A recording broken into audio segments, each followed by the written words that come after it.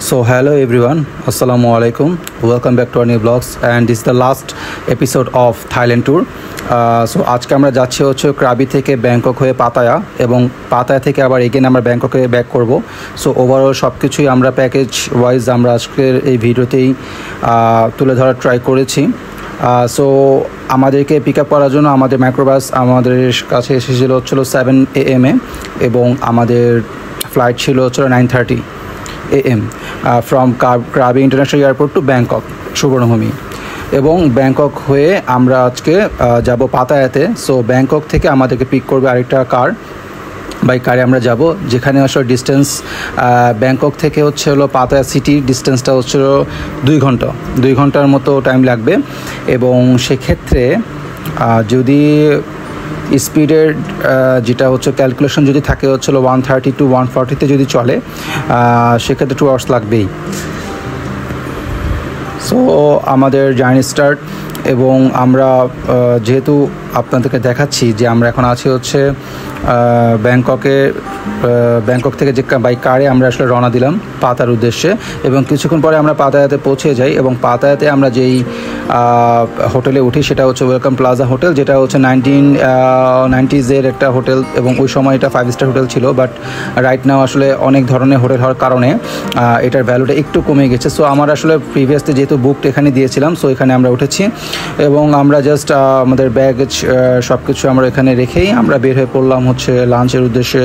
এবং আমরা বিচ রোডেই আমরা কিছু টাইম আমরা ওয়াক করলাম, এবং আমরা এখান থেকে জাস্ট ম্যাকডোনাল্ডসের আমরা জাস্ট বার্গার খেয়ে লাঞ্চটা আমরা সেরে নিলাম। এবং লাঞ্চ সরার পরে আমরা এখানের যেই পাতায়া সিটি, যে আমি জুম করে দেখাচ্ছি, পাতায়া সিটিটা এখান থেকে দেখা যাচ্ছে ক্লিয়ারলি। সো পাতায়াতে আমরা 2 দিন থাকবো। পাতায়াতে ডিফারেন্ট টাইপ অফ অ্যাক্টিভিটিস আমরা এখানে করব। এবং পাতায়া যদি ওভারঅল আমি বলি, Pattaya obviously different from any other section আর এরিয়াস অফ থাইল্যান্ড। সো আমাদের ফার্স্ট যে প্লেসটায় আমরা আজকে রওনা দিব সেটা হচ্ছে পাতায়া থেকে কোরাল আইল্যান্ড। সো কোরাল আইল্যান্ডে যাওয়ার আগে আমাদের মাঝখানে একটা ব্রেক নেব। সেই ব্রেকটা হচ্ছে ওইখানে অনেকে হচ্ছে স্কুবা অথবা প্যারাসাইলিং, বিভিন্ন আরও অনেক ধরনের আসলে যেটা হচ্ছিলো ডিপ ওয়াটারে অ্যাক্টিভিটিস থাকে, সেগুলো আসলে অনেকেই এখানে নিয়ে থাকে, পার্টিসিপেট করে। এখানে 2500 বাহাত থেকে শুরু করে 5000 বাহাত পর্যন্ত আসলে যারা আসলে ইন্টারেস্টেড থাকে অবভিয়াসলি তারা এখানে পার্টিসিপেট করবেই, এরকমই একটা প্লেস। আর আমরা আসলে আসার পরে বুঝতে পারলাম যে প্রচণ্ড রোদ, আমরা এরকম রোদ কখনো আগে পাইনি এই থাইল্যান্ড। ওভারঅল থাইল্যান্ডে আমরা ট্যুরে 10 ডেজের ট্যুরে আমরা সবচেয়ে বেশি সানি ডে হচ্ছিলো এই পাতায়ার দিনটাই।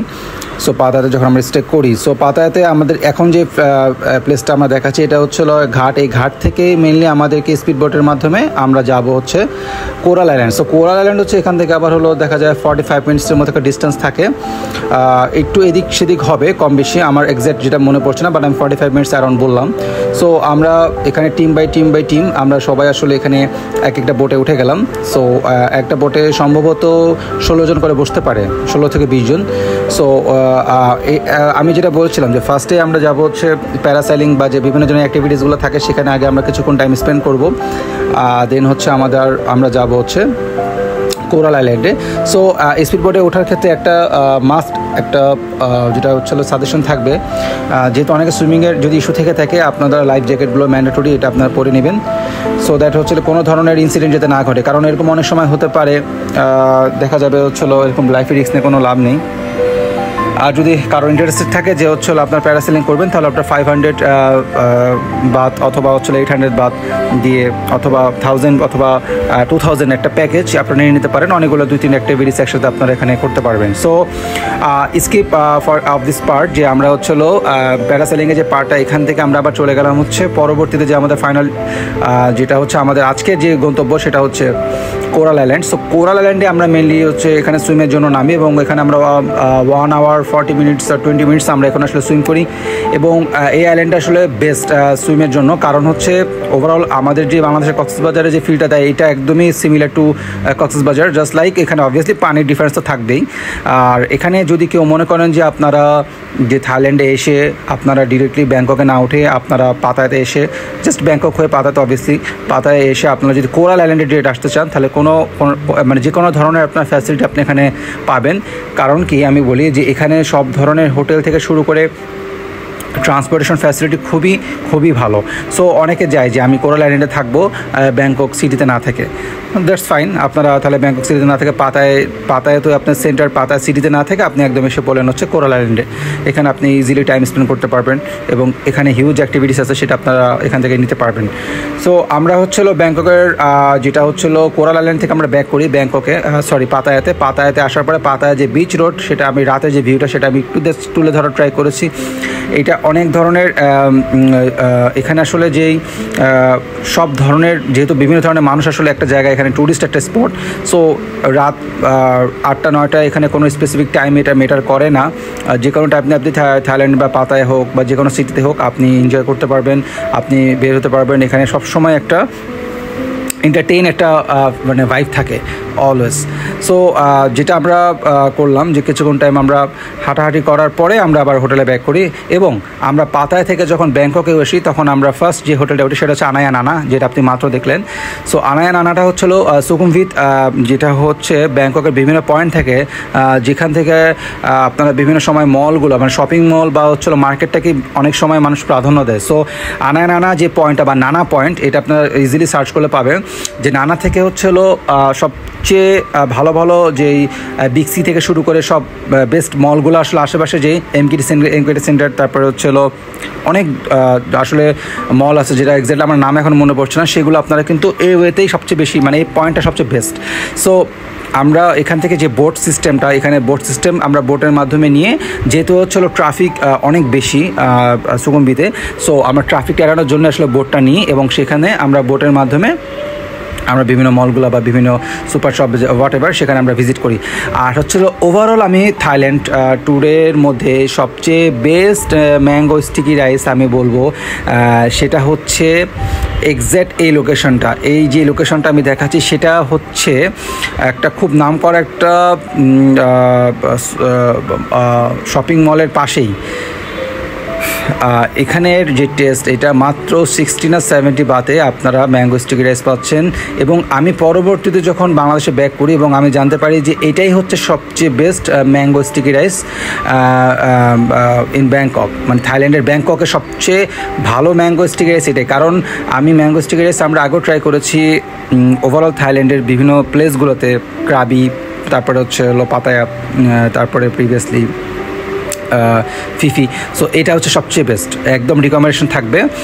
আর একটা জিনিস হচ্ছে আমাদের যেহেতু নেক্সট ডেতে ব্যাংকক থেকে আমাদের একটা প্ল্যান ছিল যেটা হচ্ছে আমরা একটা ক্রুজে করে আমাদের ডিনার ক্রুজ হবে। সো আমরা বেরিয়ে পড়লাম এবং আমাদের পিক করলো হচ্ছে একটা মাইক্রোবাস। এখানে আমরা অনেকজন ট্যুরিস্ট একত্রিত মিলে আমরা জাস্ট আমাদের টার্মিনাল, এখানে একটা টার্মিনাল 21 একটা মেনলি প্লেস ছিল যেখানে আমরা গেট 1 দিয়ে ঢুকে আমাদের একটা ট্যুর যেটা হচ্ছে আমাদের একটা ক্রুজ ছিল ডিনার ক্রুজ, যেটা এখানে ওভারঅল এই ডিনার ক্রুজটা আমাদের আসলে প্যাকেজের সাথে ইনক্লুডেড ছিল। সো এই ডিনার ক্রুজটা আমরা অবভিয়াসলি মিস করিনি এবং এখানের এক্সপেরিমেন্টটা ওয়াজ অ্যামেজিং। কারণ হচ্ছে এখানে কিছু সময় আপনারা দেখতে পাচ্ছেন নাকি জানি না যে ঝুড়ি ঝুড়ি বৃষ্টি পড়ছিল এবং এনভায়রনমেন্টটা খুবই ঠান্ডা ঠান্ডা। সো আমরা আমাদের আজকের যেই ডিনার ক্রুজ সেটা আমরা ইন করলাম এবং এখানে এরকম ডিনার ক্রুজের এরকম কতগুলো ক্রুজ, অনেকগুলো ক্রুজ এখানে আসলে অ্যাভেলেবেল আছে। সো দেখা যায় হচ্ছিলো টিম ওয়াইজ বা হচ্ছিলো টিকিট ওয়াইজ যারা যেভাবে আসলে শিডিউলিং থাকে সেই শিডিউলিং ওয়াইজ আমরা কিন্তু এই যে আমাদেরটা নাম ছিল হচ্ছিলো চাওফাওয়া প্রিন্সেস। সো এরকম বিভিন্ন ধরনের নেম থাকে। হ্যাঁ, সো আমাদের সিটটাও খুব সুন্দর একটা সিটে পড়েছিল এবং এই ডিনারটা কিন্তু বাফে ডিনার। সো এই এখানে হচ্ছিলো আপনি টোটাল আমাদেরকে টাইমটা ছিল হচ্ছিলো 7:45 থেকে আমাদের 9:45 পর্যন্ত। এই ওভারঅল আমাদের এই ক্রুজটা হচ্ছে আমাদেরকে পুরো সাইড দিয়ে ব্যাংকক ফুল শহরটা আমাদেরকে কিন্তু একটা রাউন্ডে ঘুরিয়ে আমাদেরকে আবার এগেইন আমাদের ব্যাক করাবে এই টার্মিনাল 21-এ। ইন দ্য মিন টাইম হচ্ছে যতক্ষণ ইচ্ছা ননস্টপ আপনারা মিউজিক আছে, লাইভ মিউজিক যেটা হচ্ছে আপনারা দেখতেই পাচ্ছেন, পাশাপাশি হচ্ছিলো অ্যাভেলেবেল ফুডস ড্রিঙ্কস অ্যাভেলেবেল সব কিছু আছে। সো যে যার মতো এখানে আপনারা টাইম স্পেন্ড করতে পারবেন। সো এই প্লেসটা আমাদের জন্য খুবই মানে আমাদের কাছে দারুণ লেগেছে এই জায়গাটা।